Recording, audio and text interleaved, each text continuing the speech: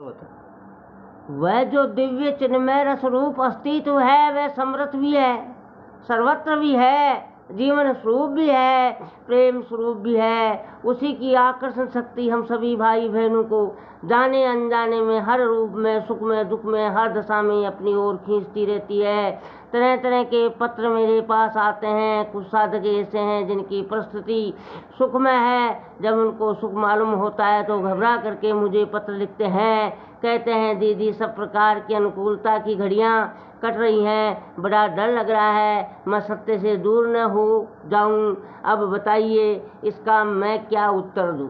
सज्जनों, दुख में आदमी घबरा कर लिखता है तो कहते हैं भाई धीरे रखो, दुखारी हरि को याद करो, उनका आश्रय लो, सुख की आशा छोड़ दो।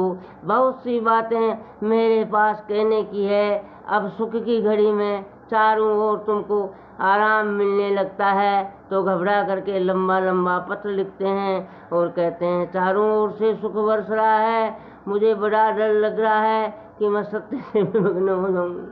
अगर आप कहेंगे कि मनुष्य का सहज आकर्षण सुख में है तो सुख को घड़ी में उसे परमात्मा के उस सत्य की याद किसने दिलाई? प्रश्नवाचक चिन्ह। सुख की घड़ी में चारों ओर सुखद सामग्रियों से भरे होने पर भी उसकी ओर मुझको उसी ने खींचा। दुख में तो आदमी सहज ही उसे याद करता ही है। दुख की घड़ी में जब शरीर और संसार के साथ मिलकर अपने को आराम नहीं लगता है, चैन नहीं मिलता है, तो घबरा करके सब उसको याद करते ही हैं पुण्यात्माओं। आवाज़ की दुनिया के दोस्तों, सत्संग प्रेमियों, माताओं, भाइयों, बहनों, मित्रों, मैंने ऐसे ऐसे साधकों को देखा है। उनके पास स्वामी जी महाराज के साथ भी रही हूँ। जब मैं किन्हीं की दुख की कथाएं सुनाती तो वे सज्जन सुख को कथाएं सुनाते।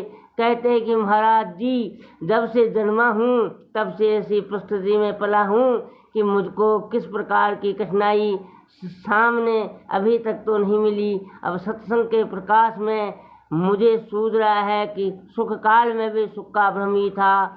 वह जो दिव्य चिन्मय रस रूप अस्तित्व है, उसके आकर्षण का प्रभाव आपके व्यक्तित्व को उस ओर खींचता है। आज की इस बैठक में भी अपने आत्मीयता भाई बहनों को ये विश्वास दिलाना चाहती हूँ कि आप इस बात को भूल जाइए कि संसार आपको आकर्षित कर रहा है।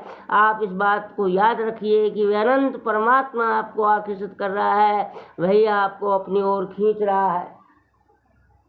भगत होने के नाते उसे भगवान कह देना, विचारक होने के नाते दिव्य चिन्मय रस रूप अस्तित्व कह देना, जो पसंद आए सो कह देना, लेकिन उसी का आकर्षण हम सब भाई बहनों को उस ओर खींच रहा है, स्वीकार कर रहे हैं। इस स्वीकृति से आपका बड़ा उपकार होगा।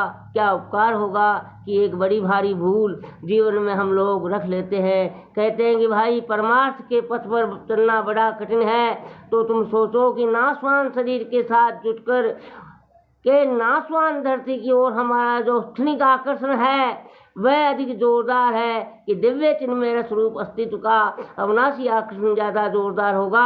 वही ज़्यादा जोरदार है न।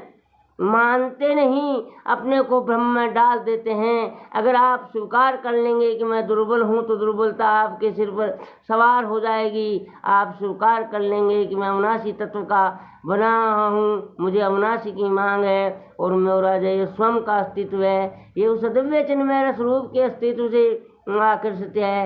ये तो स्वभाव से ही उस ओर जाने वाला है, ये तो स्वभाव से ही उस ओर खींच रहा है।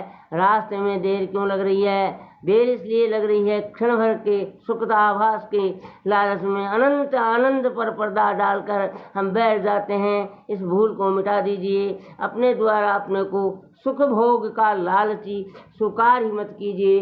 जय श्री कृष्णा, राधे राधे। सब्सक्राइबर मित्रों फ्री है।